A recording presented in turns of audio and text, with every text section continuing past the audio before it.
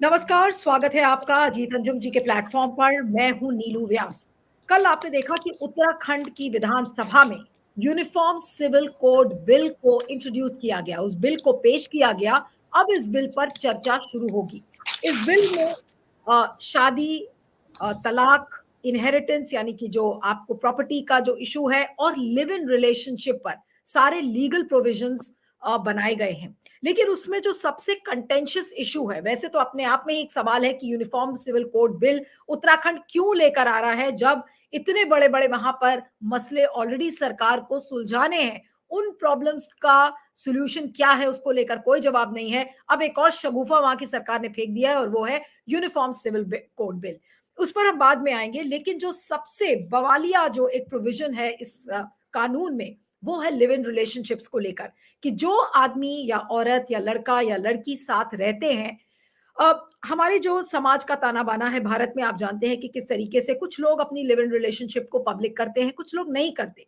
लेकिन अब उत्तराखंड की सरकार ये कह रही है कि अगर आप लिव इन रिलेशनशिप में हैं, तो आपको रजिस्ट्रेशन करवाना पड़ेगा, यानी कि रजिस्ट्रार को बताना पड़ेगा कि आप किसके साथ लिव इन रिलेशनशिप में हैं। और अगर आपने ऐसा नहीं किया तो आपको जेल होगी, या फिर आपको जुर्माना भरना पड़ेगा। अगर रजिस्ट्रार की तरफ से कोई नोटिस आता है और उस नोटिस का आपने जवाब नहीं दिया, तो फिर आपको 6 महीने की जेल हो सकती है और 25,000 रुपए का जुर्माना हो सकता है।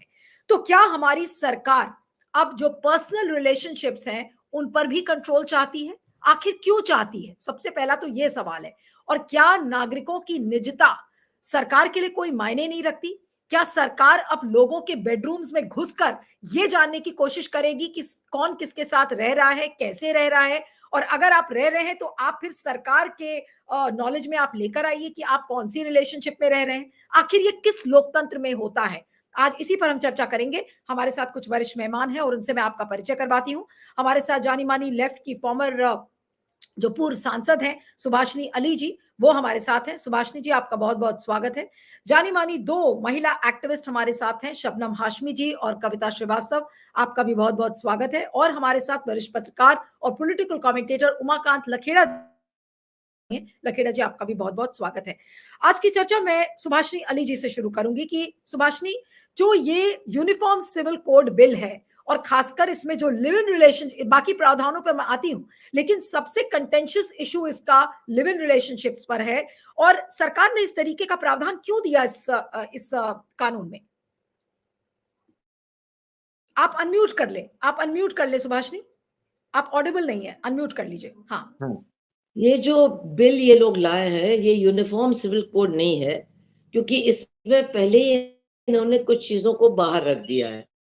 एक तो इन्होंने ट्राइबल कम्युनिटी को बाहर कर दिया है, तो उनको जवाब देना चाहिए कि अगर ये औरतों के हित में है तो ट्राइबल औरतों ने क्या आपका बिगाड़ा है। दूसरी बात, इन्होंने एचयूएफ को इसके बाहर रखा है। ये एक बहुत ही महत्वपूर्ण पॉइंट है। मतलब आप हर तरह के विरासत की बात इसमें ला रहे हो। आप जो हिंदू महिलाओं पर विरासत के कानून लागू होते हैं वो आप सब पर लागू कर रहे हो, लेकिन आप एचयूएफ को बाहर रख रहे हो। जो धनाढ़ हिंदू परिवार हैं उनको जो एक रास्ता मिला है इनकम टैक्स से बचने का, अरबों रुपए का ये इनकम टैक्स बचाते हैं, वो आपने सुरक्षित रखा है और वो उन्हीं के लिए है, वो यूनिफॉर्म नहीं है। वो अधिकार आप दूसरे समुदाय के परिवारों को नहीं दे रहे हैं। तो ये यूनिफॉर्म सिविल कोड है नहीं। इसकी एक मंशा है, और मेरे हिसाब से मैं अगर इसको समझाऊं तो ये एक मनुवादी मंशा है इसके पीछे। देखिए, केवल लिव इन रिलेशनशिप्स की बात नहीं है। जो भी रिलेशनशिप्स हैं मर्दों और महिलाओं के बीच, उन सबको ये नियंत्रित करना चाहते हैं और सीमित करना चाहते हैं। और ये मनुवादी है, क्योंकि मनुवाद भी यही करता है। आप किससे शादी कर सकते हैं, अगर आपने उसके अलावा किसी से की तो आपको किस तरह से दंडित किया जाएगा, ये सारे प्रावधान मनुवाद में है। क्योंकि सबसे जरूरी चीज है वर्ण व्यवस्था को बचाए रखना।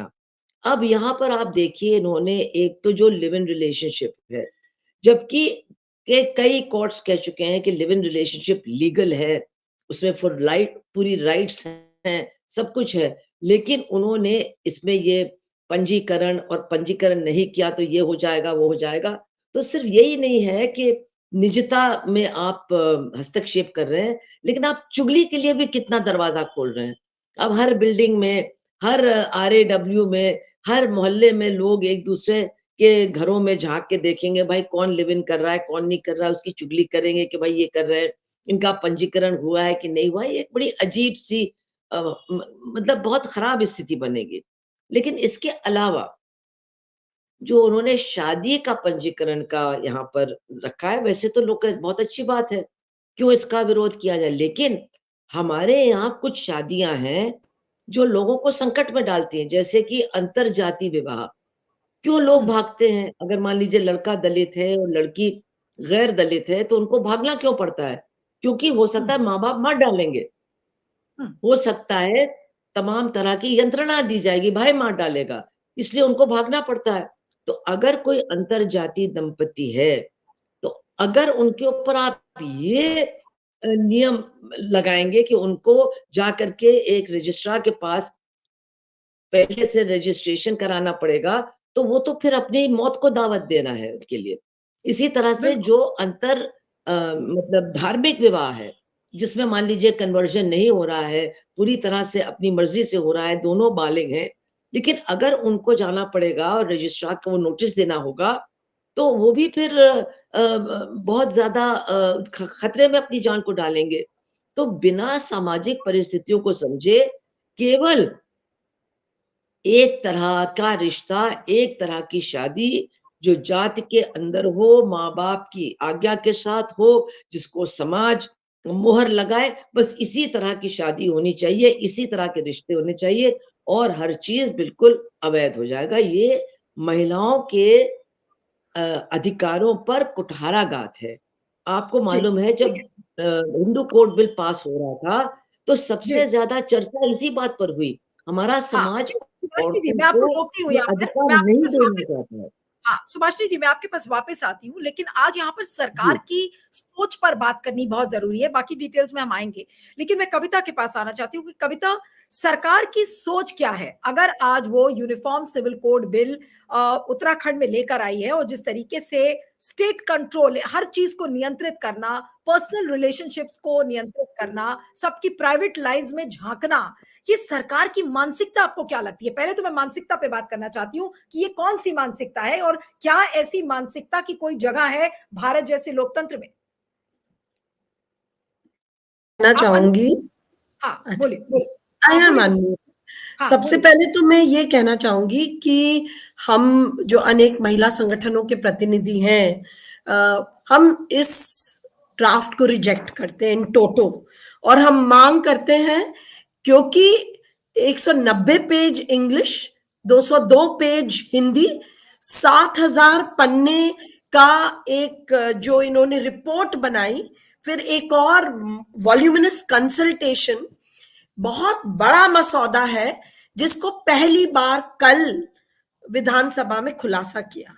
और ये सिर्फ पहाड़ की औरतों के लिए तो है ही, लेकिन ये पहाड़ के बाहर की भी औरतों के बारे में है, क्योंकि ये कहते हैं कि ये कानून सिर्फ सारी रेजिडेंट्स पे ही नहीं लागू होगा जिनका डोमिसाइल है या नहीं है उत्तराखंड, लेकिन जो बाहर है, जैसे पहाड़ की लड़कियां, मैं राजस्थान में रहती हूँ, वहां आती हूँ, उन पर भी लागू होगा। तो ये एक तरीके से बहुत, इन्होंने इसको एक ड्रेकोनियन ढंग से इसको बहुत फैलाया है, और एक बहुत ही हमको पीछे करने वाला कानून, it really pushes us back. तो आप जो मंशा पूछ रही है वो यही है। एक तो ये जो हम लोगों ने लड़ लड़ के हमारे कॉन्स्टिट्यूशनल राइट्स के तहत हमने अपनी ऑटोनॉमी, हमने अपनी चॉइसेस को तय किया है, या हमारी कल्चरल सेल्फ डिटर्मिनेशन जो भी हमने तय किया है, वो सब इसमें इस तहस नहस हो रहा है। I stay with somebody, I don't stay with somebody, I am an adult, ये आप नहीं तय करेंगे at age 18, after age 18, once I am an adult. और यहाँ पे क्या किया इन्होंने, एडल्ट को 21 बना दिया। उन्होंने कहा जो सहवास हाँ, कर रहे हैं 21 साल से कम है, उनके पेरेंट्स को बताया जाएगा। तो आप इनकी मंशा देखिए, नॉट जस्ट रेगुलेशन जैसे सुभाषिनी जी ने बोला, but to enter the house, to enter into all, to control women basically. इनको अब लग रहा है कि औरतें कुछ बहुत ही ज्यादा निकल चुकी हैं, एंड ये तो एब्सोल्युटली अनएक्सेप्टेबल। लेकिन थोड़ा और चलिए, सुभाषिनी जी ने HUF को बाहर रखने की बात करी, तो अगर कोई यूनिफॉर्म सिविल कोड बन रहा है तो वो क्या बनेगा ना, जितने भी अन्य रिलीजन से संबंधित law and special marriages act, जितने भी खामियां हैं उनको निकाल के, कुछ माने भेदभाव निकालना, डिस्क्रिमिनेशन निकालना, और जो इसमें इनइक्वालिटी है वो निकालना। एक तो ये मानिए that the Muslim personal law bill is over, उसको समाप्त कर दिया गया है, क्योंकि उन्होंने 4 वाइफ्स का मेंशन किया है, प्रोहिबिटेड रिलेशनशिप्स को मेंशन किया है, हलाला को मेंशन किया है, एंड अनइक्वल इनहेरिटेंस वगैरह को मेंशन किया है। आप क्रिश्चियन और पारसी व अन्य जो धर्म है उन पे you are totally silent, you don't talk about it. तो आपका जो एजेंडा है, मंशा जो आप पूछ रहे ना, एक तो to control on all women, and दूसरी मंशा क्लियर है, एक बार और कैसे आप मुसलमान माइनॉरिटी समाज को कैसे आप you create these laws as a whip to beat them। तो मान लीजिए ये तो प्रोग्रेसिव है ही नहीं कहीं से, मान लीजिए एक प्रोग्रेसिव कानून बन रहा होता, तो आपको लगता है मुसलमान औरतें उस कानून का इस्तेमाल करने जाती, या अन्य औरतें जो वल्नरेबल हैं, जो स्टेक होल्डर्स हैं, सबसे ज्यादा स्टेक जिनका है वो औरतें हैं, फैमिली, एनी फैमिली लॉ, वो क्या इस्तेमाल करने जाएंगी इतने विपरीत माहौल में? हाँ, कविता, तो लेकिन एक चीज समझ में नहीं आ रही है, मैं ये आपके पास डोमिनेशन, 1 मिनट 1 लाइन, ये एक Hindu domination in laws over all other communities, and this is just not acceptable। हम अभी फिर कहेंगे हर community Hindu domination even over Hindu women, I mean, which is not acceptable, but हम अभी भी कहेंगे that reform is, every community has to do its reform, and if the community doesn't do it, you motivate it, you don't do it in this session जहां पे आप उनको एक मोहरा बना के उनके विरोध में जाके, यू डोंट डू इट। और आप एक वहां पे तो न्यायपूर्ण समानता तो दिखाइए, सब कानूनों में औरतें की कोई कमी है वो तो दिखाया नहीं आपने। कविता, आपने एक बहुत महत्वपूर्ण पॉइंट उठाया है, उसी पॉइंट को लेकर मैं शबनम हाशमी जी के पास जाना चाहती हूँ कि ये Hindu domination over Hindu women तो है ही, लेकिन एक तरीके से बाकी जो धर्म की औरतें हैं, जो बाकी धर्म के लोग हैं, उनको भी ये बताया जा रहा है कि भाई अब आपके जो पूरी जिंदगी है वो हमारे कंट्रोल में है। शबनम जी, आखिर सरकार इससे आज क्या हासिल करेगी? क्या उसका जो ऑब्जेक्टिव है वो राजनीतिक है कि इसमें पोलराइजेशन हो और पोलराइज करके हम हिंदू और मुसलमानों के बीच में फिर से जो खाई ऑलरेडी बनी हुई है उसको और गहरी किया जाए, या फिर आपको कुछ और मंशा लगती है कि मुसलमानों को जो टारगेट करने का जो एक लंबा सिलसिला चल रहा है, ये उसी क्रम में ये एक चैप्टर और ऐड कर दिया गया है? आप इसे कैसे देखती हैं? जी देखिए, यूसीसी को तो पिछले बहुत अरसे से, कई दशकों से इस्तेमाल किया गया है पोलराइजेशन के लिए, क्योंकि जब भी ऐसे हालात बने मुल्क में जहां पे पोलराइज करने की जरूरत है, तो यूसीसी का एक झुंझुना लेके सरकार ही आती रही। ये पहली बार है कि यूसीसी का कोई ड्राफ्ट दिखाया जा रहा है, वरना इतने सालों से जब केंद्र में भी बात हुई यूसीसी लाने की, तब भी कोई उसका ब्लूप्रिंट नहीं था, कुछ नहीं था, सिर्फ यूसीसी के नाम से एक तरह से जिसे आप यूज करते हैं कि डराने के लिए किसी कम्युनिटी को। तो मुसलमानों के ऊपर जरूर, मतलब उनके हकों के ऊपर या उनके जो भी पर्सनल लॉज हैं उसमें इंटरफियरेंस जरूर होगा, लेकिन ये सिर्फ उस तक सीमित नहीं है। जो बात यहाँ अभी रखी गई, मेरा ये मानना है कि ये जो फोर्सेस हैं ये बेसिकली औरतों की सेक्सुअलिटी को कंट्रोल करना चाहती हैं, औरतों का अपना जो सोचने का, अपना जो आत्मनिर्भरता है उसको टोटली कंट्रोल करना चाहती हैं। और शबनम जी, सरकार, मोदी जी का जो वोट बैंक है, मोदी सरकार का, वो उसमें आप ये उनको ये कहा जाता है कि देखिए हमने महिलाओं को ये दे दिया, हमने महिलाओं को वो दे दिया, महिला उनका बहुत बड़ा वोट बैंक है। आज उन्हीं महिलाओं का वोट बैंक क्या खिसक जाएगा अगर इस तरीके से यूनिफॉर्म सिविल कोड बिल को लाया जा रहा है? आज उत्तराखंड में शुरू किया गया है, अभी बाकी राज्यों में भी अगर लाया जाएगा तो क्या होगा महिलाओं का? आखिर महिलाओं के लिए क्या संदेश दे रहे हैं मोदी जी? जी देखिए, वो मोदी जी क्या कहते हैं, पूरी उनकी पीआर मशीनरी क्या कहती है, वो बात अलग है।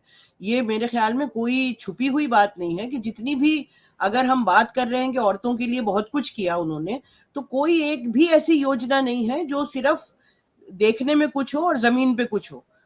बेटी पढ़ाओ बेटी बचाओ का 70% बजट जो है एडवर्टाइजिंग में जाता है, और ऐसे ही बाकी सबके साथ भी है।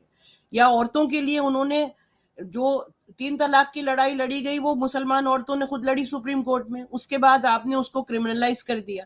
तो प्रोजेक्ट क्या करते हैं वो छोड़ दीजिए, उनके पास तो करोड़ों रुपया है अपनी पीआर मशीनरी का। उन्होंने, मोदी सरकार ने कुछ औरतों के लिए किया हो अच्छा, ये बिल्कुल बकवास है। इनफैक्ट जब से ये सरकार आई है तब से औरतों के खिलाफ एट्रोसिटीज बढ़ती जा रही हैं। लेकिन जो मैं बात कह रही थी कि ये इसका असली मकसद ये है कि औरतों को, जो आप पढ़ लिख गई हैं, जो असर्ट कर रही हैं, उनको कैसे कंट्रोल किया जाए। और उसमें खास तौर से जो लिव इन रिलेशनशिप के ऊपर आया है। पहले आप ये झांक रहे थे घरों में कि कौन क्या खा रहा है, किसके घर में किसके फ्रिज में क्या रखा है। आज आप यहाँ पहुंच गए कि आप किसके साथ रह रहे हैं, कौन आपका पार्टनर है, और इससे पूरी जो LGBTQI कम्युनिटी है उसके ऊपर क्या असर पड़ेगा, ये भी सोचने की बात है। ये सिर्फ मामला मुसलमान का नहीं है, ये हर एक औरत का मामला है, हर एक धर्म की। और हमने बहुत लंबा सफर तय किया है तब से, जब हमने स्पेशल मैरिज एक्ट बनाया था।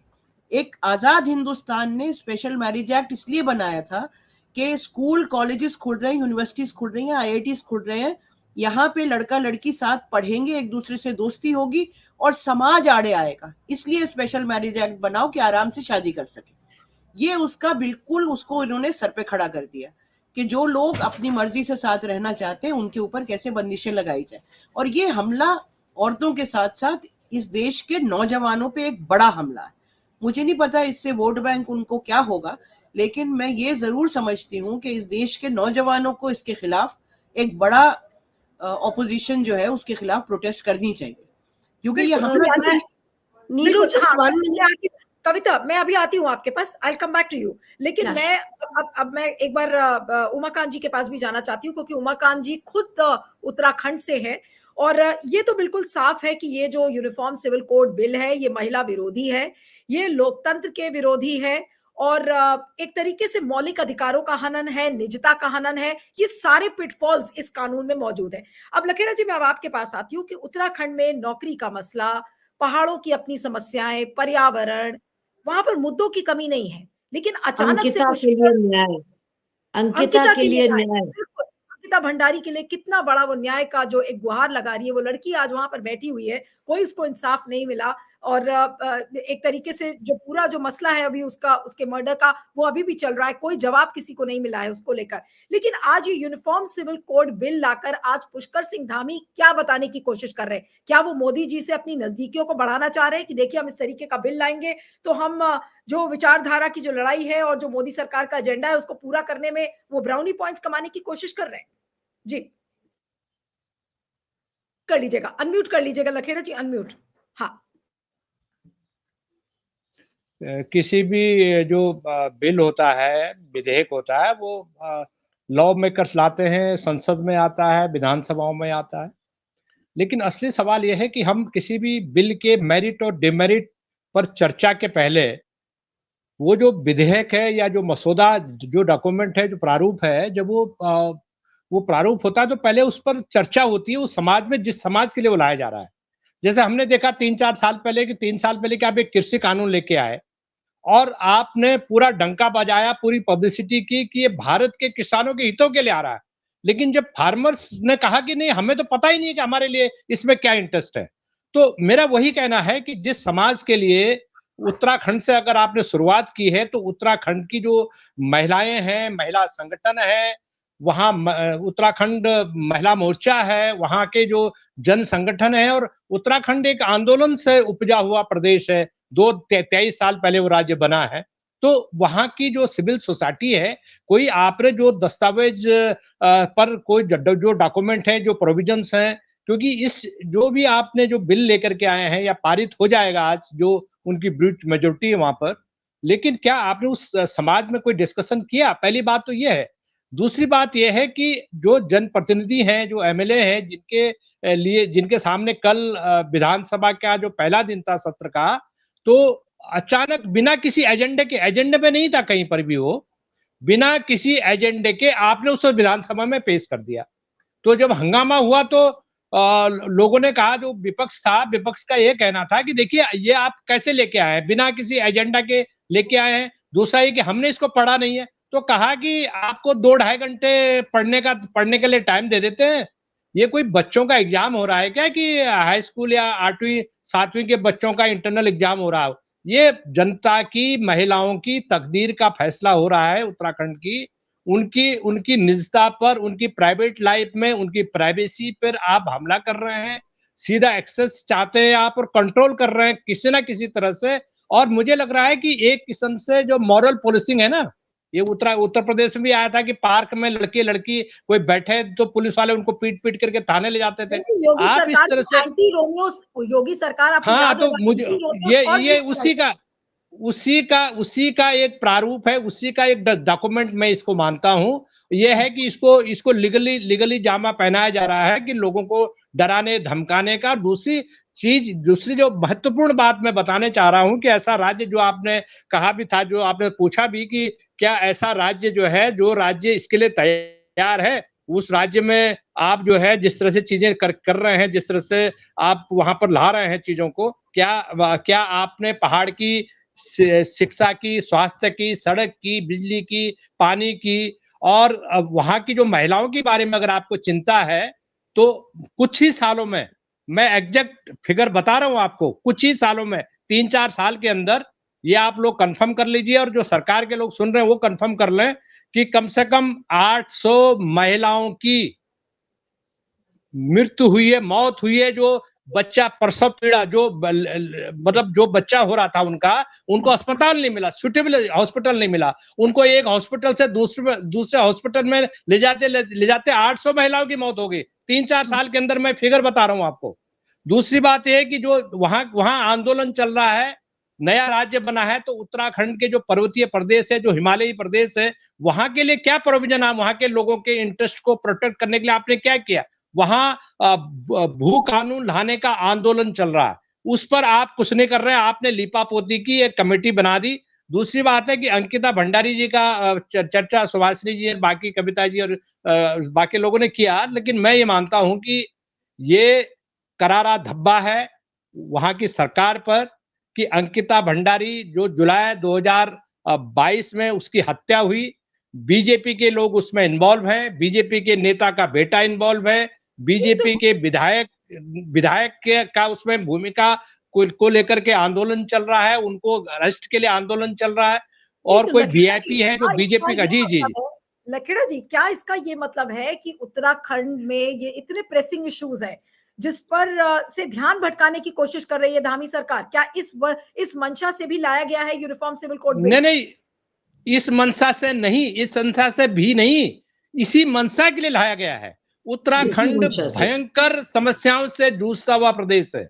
वहां सीमावर्ती प्रदेश है, बेरोजगारी, प्रचंड बेरोजगारी है। आपने जो वहां के पहाड़ में कोई इंडस्ट्री तो होती नहीं है, वो आपने वहां के नौजवानों को आप सेना में भर्ती करते थे, सेना में भर्ती के मौके मिलते थे, अब आप अग्निवीर ला करके वो दरवाजे भी आपने बंद कर दिए हैं। दूसरी बात है कि आप जो है जो तमाम तरह के जो पर्यावरण के जो सवाल है, हिमालय में अभी सिलकारा में हुआ, आपदाएं आ रही हैं, लोग मर रहे हैं, और आप कह रहे हैं कि हमने 4 धाम जो कॉरिडोर बना दिया। बहुत अच्छी बात है, देश में धर्म कर्म पर भी चर्चा होनी चाहिए, बहुत अच्छी बात है। लेकिन सवाल ये है कि क्या वहां के लोगों के जिंदा रहने के अधिकार, वहां की महिलाओं की सुरक्षा, अंकिता भंडारी जैसे, ये तो अंकिता भंडारी तो इसलिए सामने आ गया कि वो पब्लिक डोमेन में आ गया। वो अगर वो ऐसे अंकिता भंडारी जैसे कांड वहां डेली हो रहे हैं, वहां हर जगह हो रहे हैं वहां, और एक लंपट कल्चर जो है वहां आपने जो विकसित कर दी है, एक माफिया कल्चर आपने विकसित कर दी है, और सत्ताधारी लोगों का माफिया के साथ जो गठबंधन है, गठजोड़ है, उस पर पर्दा डालने के लिए आपने ये सब आप लेके आ रहे हैं। और उत्तराखंड को आपने एक लेबोरेटरी, उत्तराखंड को एक हिंदुत्ववादी जो लेबोरेटरी है, उस लेबोरेटरी के लिए आपने इस्तेमाल किया, बाकी राज्यों से शुरुआत नहीं किया आपने।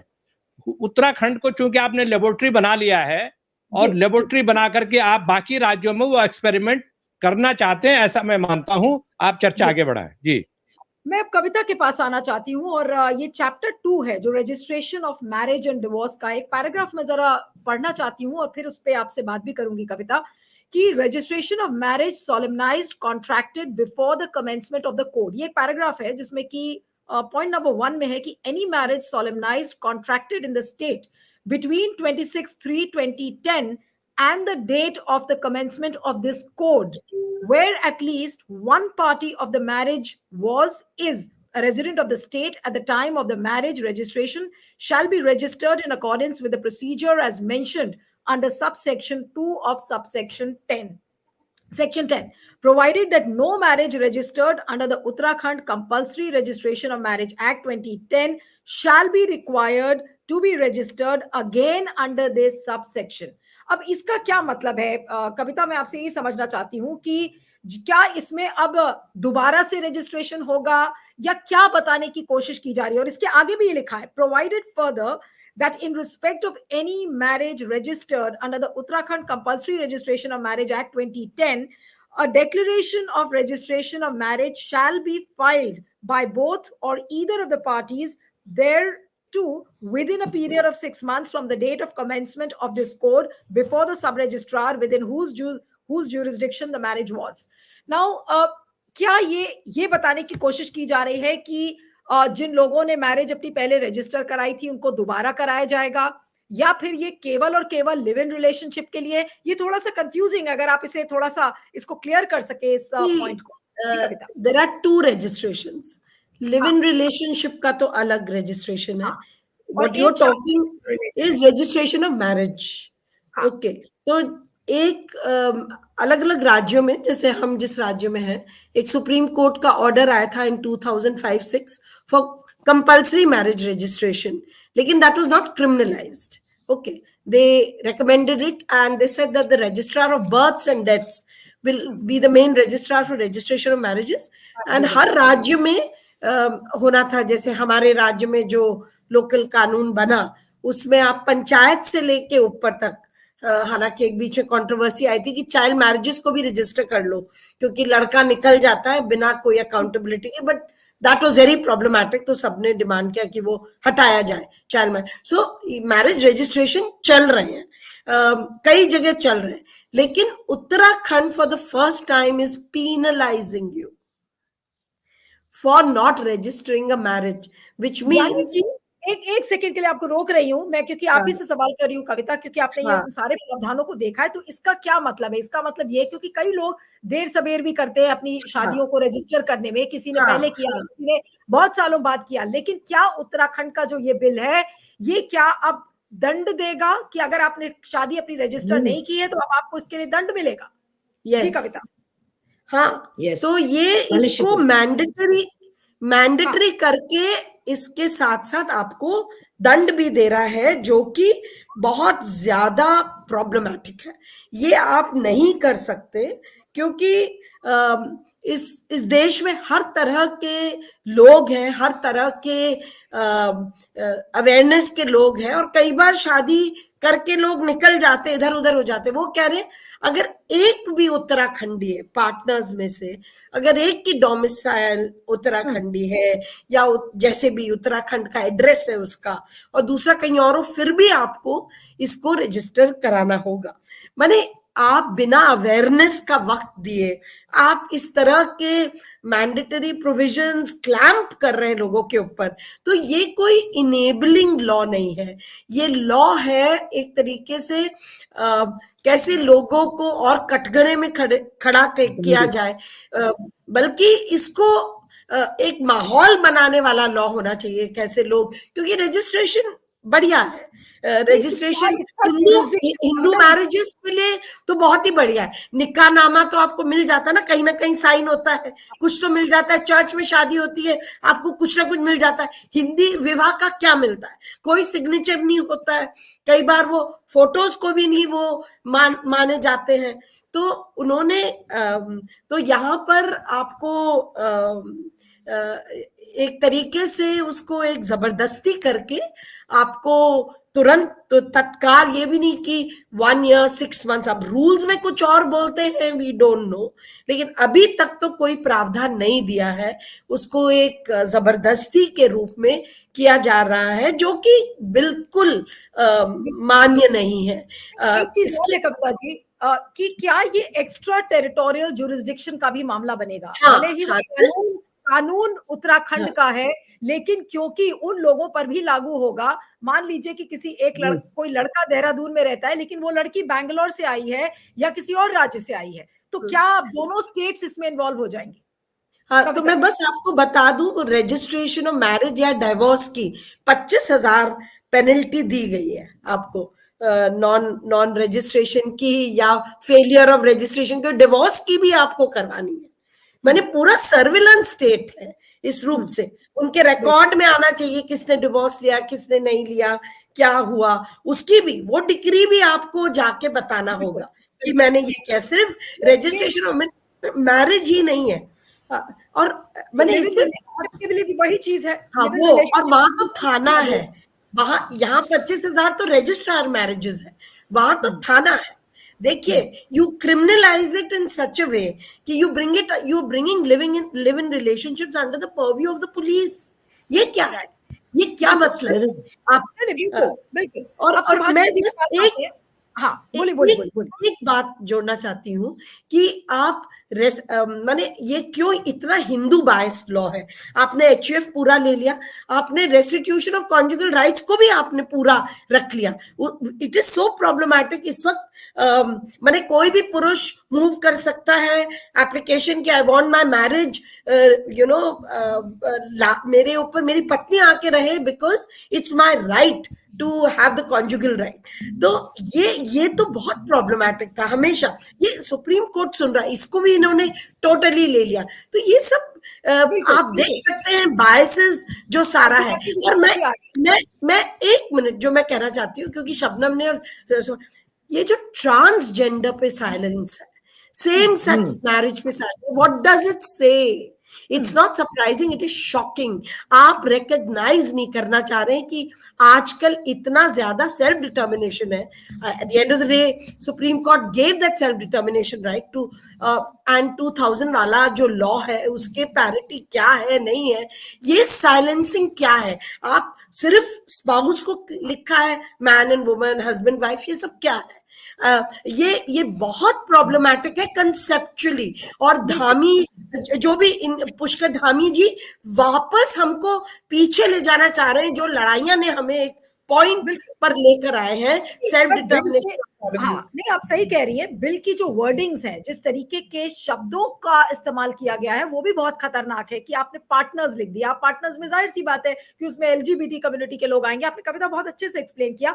अब मैं सुभाषिनी जी के पास आती हूँ कि आज एक आम इंसान जिसको कि नहीं समझ में आ रहा है कि यूनिफॉर्म सिविल कोड बिल किस तरीके के खतरे की तरफ देश को लेकर जा रहा है, आपको क्या लगता है कि जो यंग बॉयज एंड गर्ल्स या LGBT कम्युनिटी के जो लोग हैं, आज उनके लिए सबसे बड़ा खतरा क्या है? अगर इस तरीके का तंत्र स्टेट खुद बनाएगा, अगर राज्य में एक ऐसा तंत्र है, जाहिर सी बात है कि जासूस लग जाएंगे या एंटी रोमियो स्क्वाड्स को खड़ा कर दिया जाएगा। सबसे बड़ा खतरा आपको क्या लगता है कि किस तरीके से लोग अब बिहेव करेंगे?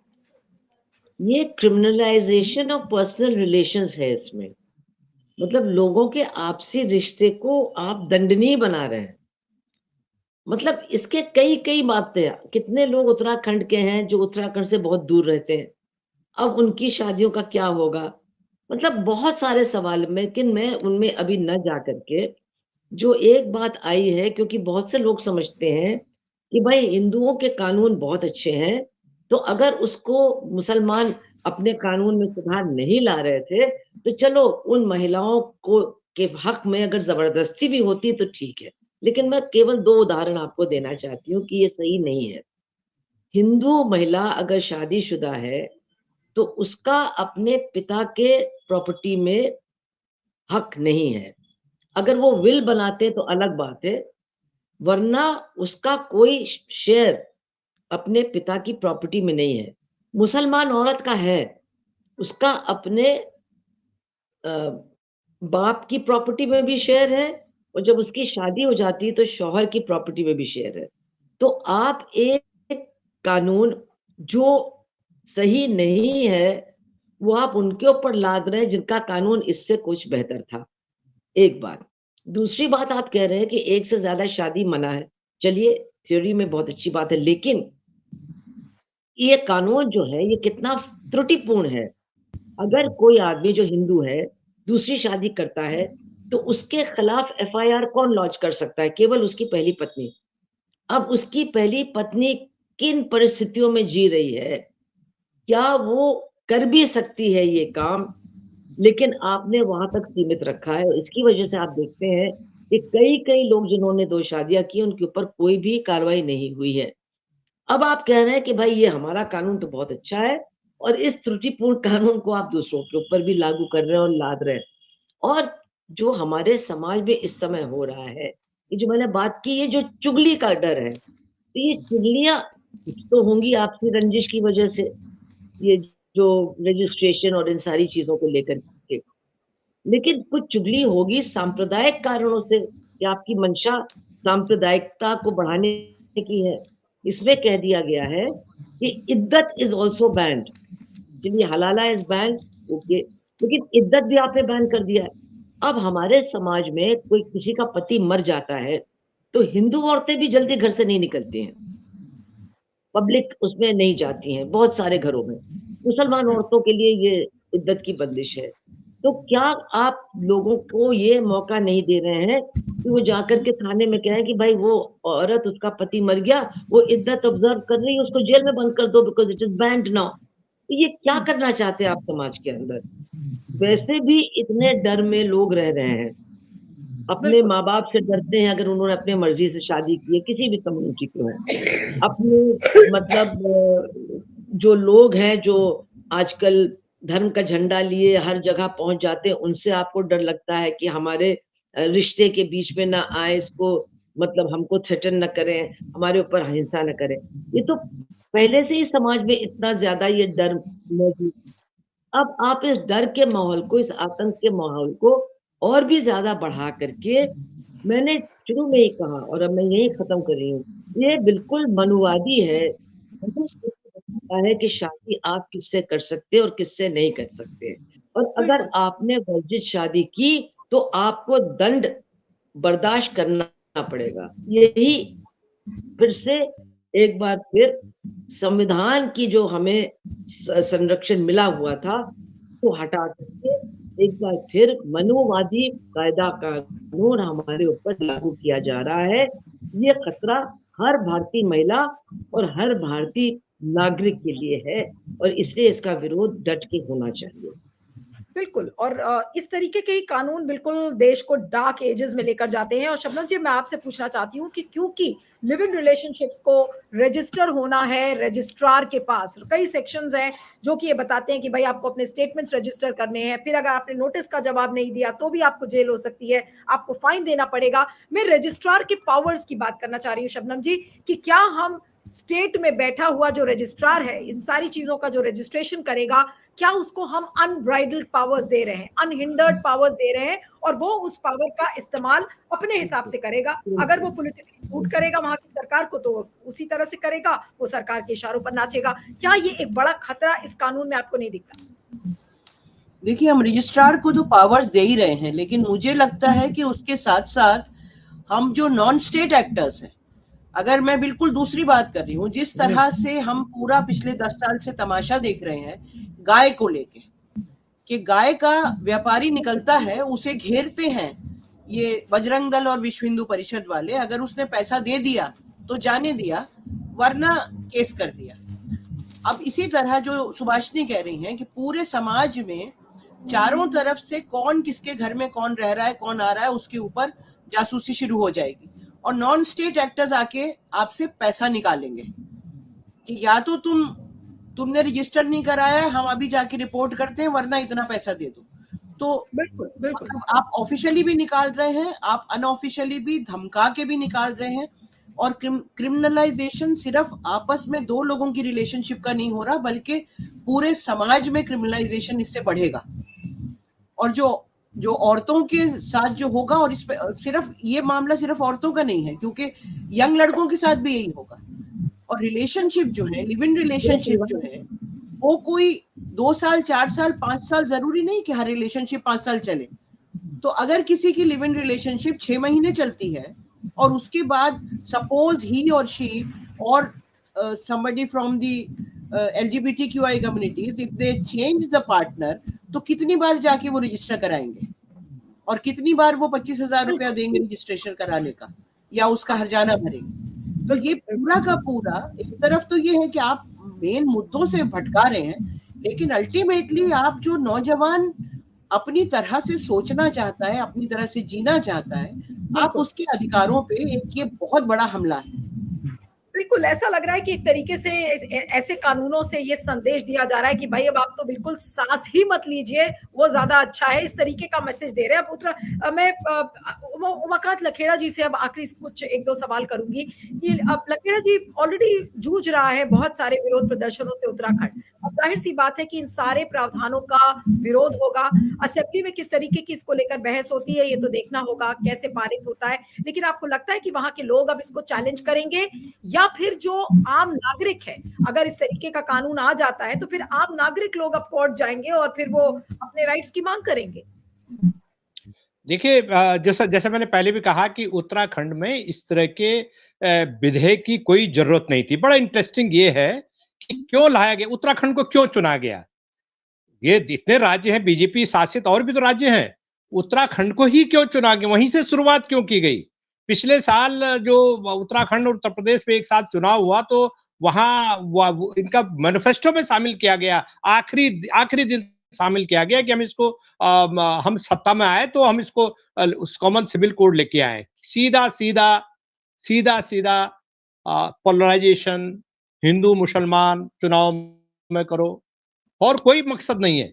और जो बहुसंख्यक वहां पर हिंदू आबादी है, बहुसंख्यक जो आबादी है, उसको डराओ कि भाई ये यहाँ मुस्लिम्स लोग आ रहे हैं। मतलब बेहुदा तरह का ये कदम है उत्तराखंड सरकार का। और लोगों ने, भारतीय जनता पार्टी के लोगों से तो मुझे उम्मीद है नहीं, क्योंकि वो वहां तो कोई पढ़ाई लिखाई करता नहीं है, बिना पढ़े लिखे ही लोग एमएलए एमपी बन जाते हैं। लेकिन जो बाकी समाज है, जो बीजेपी के लोग नहीं है, कम से कम आप उनको पढ़ाते, उनको कॉपी उनको देते। तो 2024, और ये मैं आपको बता रहा हूं, ये यहां नहीं रुकने वाला है।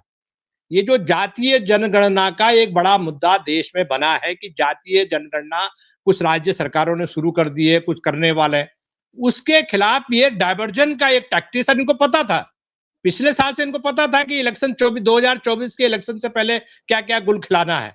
तो 370 कर दिया है, कॉमन वो महिला तलाक वाला कर दिया है, राम मंदिर बना ही दिया है। अब ये बचा कुचा है, ये 2024 की बैतरणी पार करने के लिए चुनाव। और उत्तराखंड जिसको कहते हैं ना कि एक सॉफ्ट वल्नरेबल है, उत्तराखंड एक सॉफ्ट स्टेट है, एक छोटा स्टेट है, वहां के लोगों को बरगलाने के लिए ये इस तरह के इश्यूज उठा लो जिसका वहां के लोगों की रोजी रोटी, शिक्षा, तकदीर, रोजगार से कोई लेना देना नहीं है। उत्तराखंड की सरकार पर ये एक किस्म से थोपा जा रहा है, जबरन थोपा जा रहा है, और उनको पता ही नहीं है कि क्या चीज है। मेरी कई लोगों से बातचीत है, उनका वो कंफ्यूज है, वो कह रहे हैं ये किस लिए ला रहे हैं, हमें तो कंफ्यूजन पैदा हो रहा। तो ये जो चीजें हो रही है ये बहुत खतरनाक है और बहुत चालाकी से लाया जा रहा है। और सवाल ये भी है कि देखिए कि इसको आप जो है भारत के संविधान के जो मोटे मोटे प्रोविजंस ऑलरेडी हैं वहां कैसे इंसर्ट करोगे।